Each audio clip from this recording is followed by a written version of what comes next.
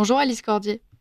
Bonjour Liselotte, j'espère que toute l'équipe de Radio Courtoisie a fait la fête hier, car hier la France, presque entière, pardon, fêtait l'Aïd. Et je sais que Radio Courtoisie et nos auditeurs sont particulièrement sensibles à cette fête religieuse. Pour ceux qui ne connaissent pas cet événement, qui deviendra peut-être un jour la fête principale du calendrier français, la fête de l'Aïd fête tout simplement la fin du Ramadan, ce temps de jeûne pratiqué par les musulmans dans leur religion. La fin de l'Aïd était donc hier soir, et si vous n'étiez pas au courant, c'est que réellement vous vivez dans la diagonale du vide, et encore. Parce qu'hier, en France, des milliers de musulmans en tenue plus que traditionnelle se sont regroupés dans les rues de votre ville. Camille, djellaba, niqab, il y en avait absolument pour tous les goûts. Certaines villes se sont d'ailleurs empressées de souhaiter une bonne fête de l'Aïd à la communauté, parfois en utilisant les panneaux lumineux de la ville, donc vos impôts.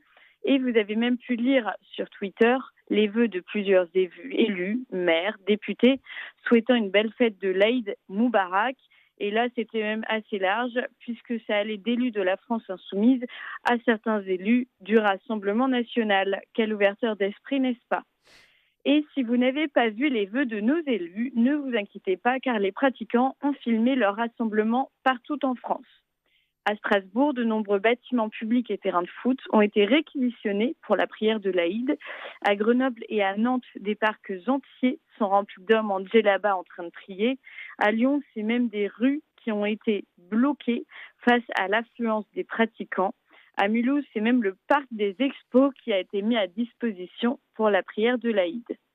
Dans certaines villes, l'ambiance était telle que des vidéos de musulmans s'extasiant devant l'affluence et s'exclamant « On dirait qu'on est au bled », je cite, ont fait le tour de la toile.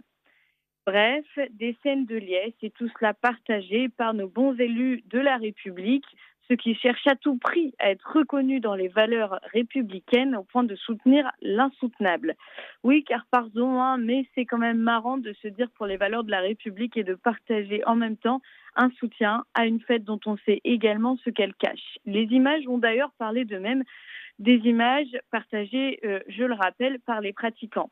Des femmes entièrement recouvertes de noir, en niqab intégral, avec une très fine ouverture, laissant à peine percevoir les yeux, des gants leur couvrant l'intégralité des bras, des petites filles d'à peine 3 ans, complètement voilées. Je me demande toujours la logique derrière, étant donné que le voile est un vêtement pudique pour éviter que le regard des hommes ne se pose sur la chevelure excitante des femmes.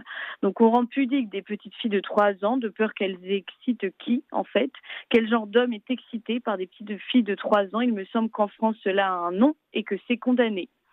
Ce matin, sur votre antenne, on aurait dû entendre des associations de protection des enfants ou des féministes qui se seraient levées tout ensemble pour protester contre la vision de ces femmes entièrement recouvertes. Je suis restée très amusée d'un échange que j'ai récemment découvert entre Sandrine Rousseau et une activiste très critique de l'islam, elle-même d'origine maghrébine. Cette dernière reprochait à Sandrine Rousseau d'être une bourgeoise blanche incapable de sortir de sa condition et de comprendre que les femmes maghrébines sont parfois, elles aussi, victimes du patriarcat musulman. Autant je ne suis pas fan de l'argument réduisant quelqu'un à sa situation financière ou ethnique, autant je dois avouer avoir pris un certain plaisir à voir Sandrine Rousseau se faire retourner comme une crêpe avec des arguments qu'elle aime à utiliser face aux hommes blancs. Ça se voyait qu'elle était perdue, notre petite Sandrine, peu habituée à avoir une maghrébine lui expliquer sans langue de bois que non, Sandrine, le voile est rarement choisi totalement librement. Et oui, Sandrine, les hommes non blancs peuvent aussi être méchants. Je regrette qu'on ne trouve donc pas de convergence des luttes quand il s'agit de l'Aïd, où les femmes sont voilées de la tête aux pieds, où les petites filles sont considérées comme des convoitises, et où d'ailleurs, ne les oublions pas, les moutons sont égorgés dans une souffrance qui ferait pâlir un chasseur. Là, il y avait convergence des luttes.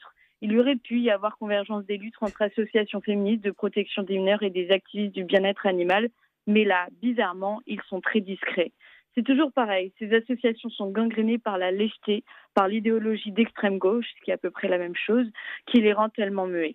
Alors investissons-nous plus que jamais dans les associations, ne laissons plus ces idéologues dominer le combat des idées et surtout dénonçons, diffusons ces images de fillettes voilées et de ces femmes en tenue intégrale. Ne faisons pas comme si cela n'existait pas. Hier, nous avons fait un jeu amusant au milieu de tout cela en demandant à Grok, l'intelligence artificielle de Twitter, si les musulmans pourraient être majoritaires et par un simple calcul efficace, il a affirmé que oui. Sa réponse est simple. Factuellement, un remplacement de population est possible en France si l'immigration actuelle, soit 10% de la population, et le taux de natalité plus élevé des immigrés, soit 2,6 enfants par femme contre 1,8 pour les natifs, se maintiennent. Les descendants d'immigrés, soit 20% de la population, pourraient devenir majoritaires à long terme, bien que la population native reste dominante pour l'instant. Et quand on a demandé à Grok comment pourrait s'appeler cette théorie, ce calcul, il nous a répondu que ça s'appellerait la théorie du remplacement démographique. Si même Grok le dit, alors mettons-nous au travail. Merci beaucoup et bonne semaine à vous. Merci Alice Cordier d'ailleurs pour votre travail et puis nous on va continuer de jouer notre rôle aussi. À la Merci semaine beaucoup. prochaine Alice.